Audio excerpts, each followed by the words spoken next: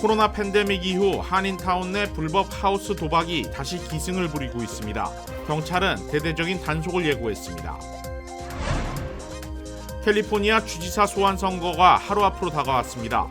예상보다 높은 사전 투표율 속에 내일 현장 투표를 더한 전체 투표율이 게빈 뉴섬 현 주지사의 운명을 결정지을 것으로 예상됩니다. LA 지역의 코로나 병원 입원 환자 숫자가 13일 연속 줄었습니다. LAPD 경관들이 공무원들의 백신 접종 의무화를 결정한 시를 상대로 소송을 제기했습니다. 여러분 안녕하십니까? KBS 아메리칸 뉴스입니다. 한동안 잠잠했던 한인타운 내 불법 하우스 도박이 다시 고개를 들고 있습니다. 취재진이 확인한 불법 영업 장소만 모두 3곳인데 경찰은 이보다 더 많은 불법 도박장이 점조직 형태로 운영되고 있다며 단속을 예고했습니다. 김경일 기자가 취재했습니다. 취재진이 시청자 제보를 받아 실제로 확인한 타운 내 하우스 도박 장소는 모두 3곳, 올림픽길 선상 주택가에 2곳, 일갓길 선상 주택가에 1곳입니다. 겉으로 보면 일반 가정집과 다름없는 곳들입니다.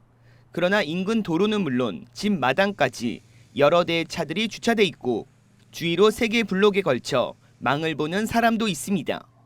이곳에 출입하는 한인들도 상당수로 확인됐습니다. 경찰은 코로나19 이후에 이 같은 불법 하우스 도박장이 타운 주택가 곳곳에서 불법 영업을 계속하고 있다고 밝혔습니다. 그러나 대부분 점조직 형태로 운영되고 있어 단속이 쉽지만은 않은 상황입니다. Pandemic, obviously, a lot of the residents are becoming casinos because they don't want to wear a mask, they don't want to travel far, they don't want the restrictions. Realize that we can be watching you, we will be watching you, and you can be arrested. 경찰은 이 같은 불법 영업장에 도박은 물론 마약과 성매매도 성행하고 있다고 밝혔습니다. 일부 사람들은 도박으로 빚진 고리대금을 갚기 위해 성매매로 빚을 줄여나가고 있다는 정황도 파악한 상태입니다. So anytime there's illegal gambling, obviously there could be drugs or prostitution or anything like that because it's all in the same realm of a vice type of a crime. LA 한인회를 통해서도 한 해 10건 이상의 불법 도박 피해 사례가 접수되고 있습니다. 한인회 측은 구체적인 피해 사례를 제보받고 필요할 경우 경찰에 신고해주고 있습니다. 구체적인 장소 없이 그냥 쉽게 말하면 본인이 아무래도 돈을 잃으신 것 같아요. 그래서 이제 억울해가고 그냥 얘기를 하소연하는 분들이 있는데 그거는 이제 어쩔 수 없이 그냥 사연만 들어드리는 거고. 근데 구체적인 주소라든가 그런 정황이라든가 이런 거가 전부 제대로 첨부가 돼서 저희한테 오면 관할 경찰서에 올림픽 경찰서에 넘겨줍니다. 한동안 잠잠했던 불법 하우스 도박이 다시 고개를 들고 있는 가운데 경찰은 이번에 취재진이 확인한 곳 외에도 타운에 더 많은 불법 영업 장소들이 있는 것으로 보고 있습니다. 좀 더 구체적인 정황과 물증이 확보되면 단속에 나설 계획이라고 밝혔는데 보안상의 문제를 들어 구체적인 검거 계획과 시기는 공개하지 않았습니다. KBS 뉴스 김경일입니다. 캘리포니아 주지사 소환 선거가 이제 하루 앞으로 다가왔습니다. 주지사직을 놓고 민주공화 양측의 막판 선거 유세가 치열합니다. 이런 가운데 한인 민주당 정치인들도 기자회견을 열고 주지사 소환 선거에 한인과 아시안 유권자들의 참여를 당부했습니다. 이유수 기자가 취재했습니다. 그제까지 집계된 주지사 소환 선거 사전 투표율은 35%. 보통 20%대를 넘나드는 투표율에 비해 높은 수치입니다. 시간이 다가올수록 투표율도 오르고 있는데 민주당 유권자들의 투표 참여율이 두드러지게 높습니다. 아시안 유권자들의 투표 참여율도 남다릅니다. 아시안 유권자들은 35%의 투표 참여율을 나타내 23%를 기록한 라티노 유권자들을 넘어섰습니다. 이 중 한인 유권자는 모두 20만 6,030명인데 투표를 마친 한인 유권자는 전체의 33%에 해당하는 6만 8,057명을 나타냈습니다. 주지사 소환 선거 마감을 하루 앞둔 오늘 주요 민주당 정치인들이 한 자리에 모였습니다. 이들은 한인 등 아시안 유권자들에게 소환 선거의 반대 의사를 밝혀줄 것을 당부했습니다. The dangerous games that Republicans are playing are putting the lives of our AAPI community at risk. Governor Elder could be worse or just as bad as a Donald Trump was to immigrant communities. Gavin Newsom should not be recalled. He is a friend, a 친구 to Korean Americans. 기자회견에 참석한 민주당 주요 인사들 역시 개빈 뉴섬 주지사의 소환 반대에 한인 커뮤니티 힘을 실어줄 것을 당부했습니다. 이 소환 선거가 부결이 될 수 있도록 우리 한인 유권자 여러분 꼭 투표장에 나가서 한 표를 던져주시기를 진심으로 바라겠습니다. 40% 또는 60%의 높은 투표율을 보여서 우리가 차기 캘리포니아 주지사를 선택할 수 있는 기회이기 때문에 꼭 한 표 부탁드리겠습니다. 한인 민주당 협회는 이번 주지사 소환 선거에 출마한 민주당 후보는 없다고 강조했습니다.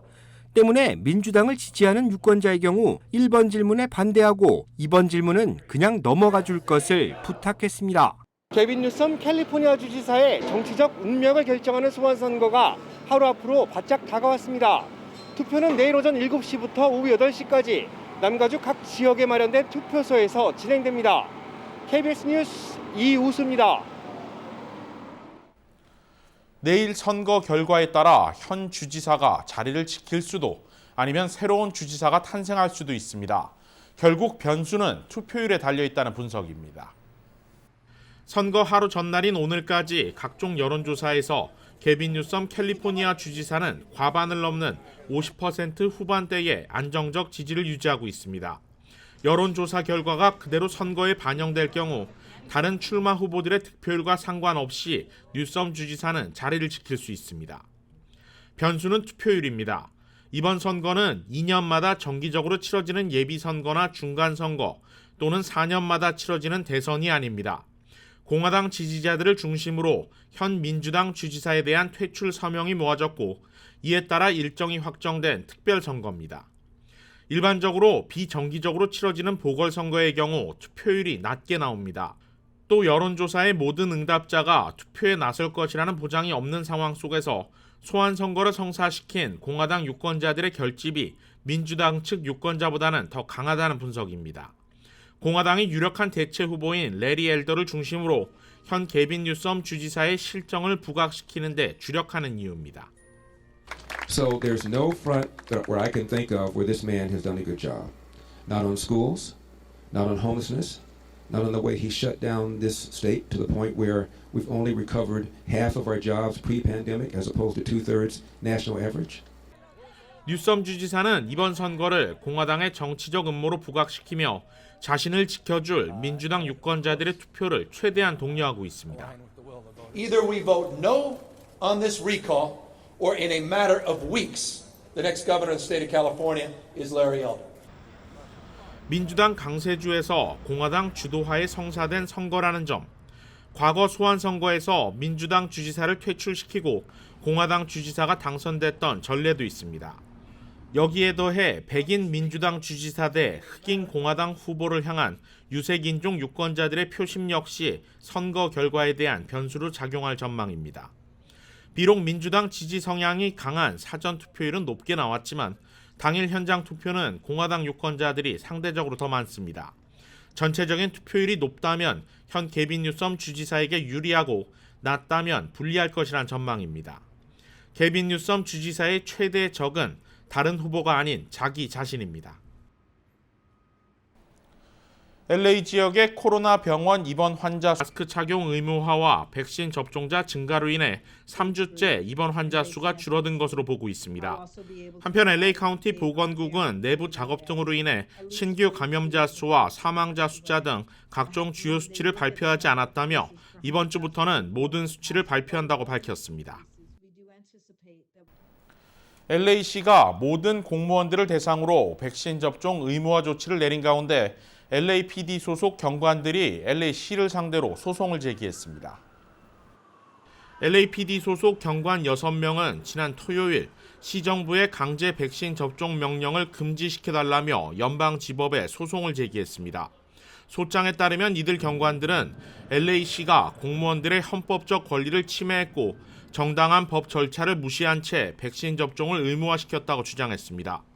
소송을 제기한 경관들은 또 LA시가 코로나 감염 이후 회복된 직원들의 항체 면역력에 대해 증명하지 못하는 상황에서 백신 접종을 무조건 강제한 것이 부당하다는 점도 지적했습니다.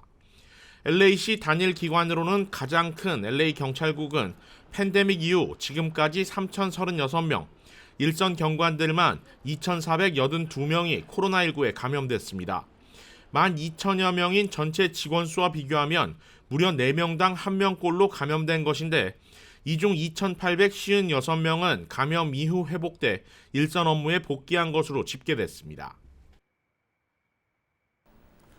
한인들도 많이 거주하는 벤츄라 카운티 지역에서 오늘 오전 지진이 발생했습니다. 연방지질조사국에 따르면 오늘 아침 7시 59분쯤 사우전드 옥스에서 북서쪽으로 5.5마일 떨어진 지점에서 규모 3.6의 지진이 발생했습니다. 정확한 진원은 무어팍에서 남서쪽으로 4.1마일, 시미밸리 지역에서 남서쪽으로 7.6마일 떨어진 지점이며 진앙의 깊이는 0.5마일이었습니다. 이번 지진은 밸리 지역 일대 상당수 주민들이 흔들림을 감지할 정도였던 것으로 알려졌습니다. 이번 지진으로 인한 인명피해나 재산피해는 즉시 보고되지 않았습니다.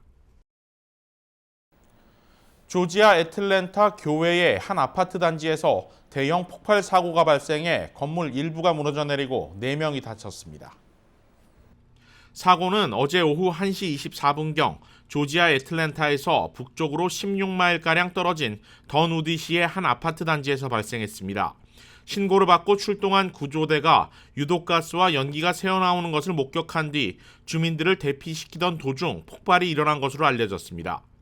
이번 폭발로 건물 한쪽이 무너져 내렸고 최소 4명이 화상 등의 부상을 입고 병원으로 후송됐으며 폭발 직후 일부 주민들이 내부에 갇혀있다 구조되기도 했습니다.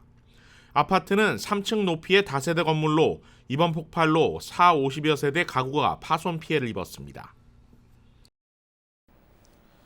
허리케인 아이다로 인한 피해가 여전한 가운데 이번에는 열대성 폭풍 니콜라스가 멕시코만 해안을 향해 이동 중입니다. 국립 허리케인 센터에 따르면 현재 니콜라스는 오전 11시 기준 시속 60마일의 강풍을 동반한 채 리오그란데 강 어귀에서 북동쪽으로 45마일 떨어진 곳에서 북상 중입니다. 센터 측은 니콜라스의 중심부가 오늘 오후 늦게 텍사스 남부 해안과 중부 해안을 따라 육지로 이동할 것이라고 밝혔습니다. 이에 따라 갈베스톤 등 텍사스 해안가 도시들에는 비상이 걸렸습니다. 최대 도시인 휴스턴 역시 홍수를 우려해 대비에 나섰습니다. In preparation for this storm, all of our departments have been activated. Houston Public Works, they have already, for example, they are lowering the water level at Lake Houston by 1 foot. 현재 휴스턴과 갈베스톤 지역의 학교들은 어제부터 휴교에 들어갔습니다. 텍사스 옆에 있는 루이지애나주도 어제자로 비상사태가 선포됐는데 루이지애나주는 특히 허리케인 아이다의 피해 복구도 채 되지 않은 상황이어서 우려가 더 커지고 있습니다. 뉴욕시 공립학교가 코로나19 팬데믹 이후 17개월 만인 오늘 대면 수업으로 일제히 개학했습니다. 제휴사 뉴욕 KBTV의 보도입니다. 뉴욕 공립학교는 오늘 100만여 명의 학생들에게 대면 수업을 시작했습니다. 앞으로 뉴욕주 전역에 있는 학교에 대해 학생들과 교직원들의 마스크 착용이 의무화됩니다. 백신 접종 자격이 생기는 12세 이상의 학생들은 백신 접종 의무 대상에서 제외되지만 대면 스포츠나 밴드, 연극 등의 동아리 활동에 참여하기 위해서는 백신 접종을 받아야 합니다. 교사들의 경우 뉴욕시는 오는 27일까지 1차 접종을 완료할 것을 당부했지만 다른 백신 의무 사항이 권고될 것으로 보입니다. 시 교육국은 백신을 접종하지 않은 학생과 교직원의 10%를 무작위로 선정해 매달 격주로 코로나19 검사를 실시하고 코로나19 집단 감염의 증거가 나타나면 10일간 학교를 폐쇄하며 최소 3피트 거리두기 준수와 각 교실에 공기청정기 설치 등의 방역 지침을 실시하게 됩니다. 코로나19 델타 변이가 지속되며 대부분의 지역은 여전히 가정에서 온라인 교육을 실시하고 있지만 뉴욕시 관계자들은 이제 원격 수업은 진행하지 않을 방침입니다.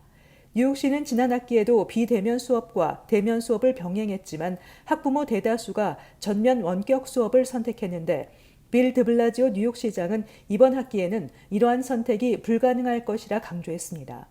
현재 뉴욕시 12세에서 17세 학생 중 약 3분의 2가 백신 접종을 완료한 것으로 집계됐습니다. 한편 식품의약국이 빠르면 다음 달 말까지 파이저 코로나19 백신의 5세에서 11세 접종을 승인할 전망입니다. 스콧 코틀립 전 FDA 국장은 CBS 뉴스 인터뷰에서 파이저가 이달 말까지 소아, 청소년 백신 접종에 대한 자료를 확보해 즉시 FDA에 제출할 예정으로 빠르면 할로윈 10월 31일쯤 5세에서 11세에게 백신을 제공할 수 있을 것이라고 설명했습니다. FDA는 현재 12세에서 15세 청소년에 대한 백신 접종을 승인한 상태로 5세 이상까지 확대되면 학교 내 코로나19 백신 의무화가 가능해질 것으로 전망됩니다. KBTV 뉴스 전상입니다. 한인 가정상담소가 한인 교계 목회자들을 대상으로 한인사회 가정폭력 피해를 근절하기 위한 세미나를 개최합니다. 함께 만들어요. 우리 모두가 안전한 공간이라는 주제로 열리는 이번 세미나는 한인 가정상담소와 남가주 한인변호사협회 카바가 공동 주최하고 연방정부가 후원합니다. 줌 컨퍼런스로 진행되는 이번 행사에서는 LAPD와 법조계, 학계 등 주요 전문가들이 패널로 나서 한인 가정의 폭력 실태와 대처 방안 등을 논의할 예정입니다. 가정상담소의 캐서린 염 소장은 상당수의 피해자들이 처음 도움을 요청하는 곳이 교회인 만큼 가정폭력의 심각성을 인지하고 예방하기 위한 목회자들의 역할이 중요하다고 강조했습니다. 이번 행사 참석은 무료이며 참석을 희망하는 교회 관계자들은 가정상담소를 통해 문의하면 됩니다.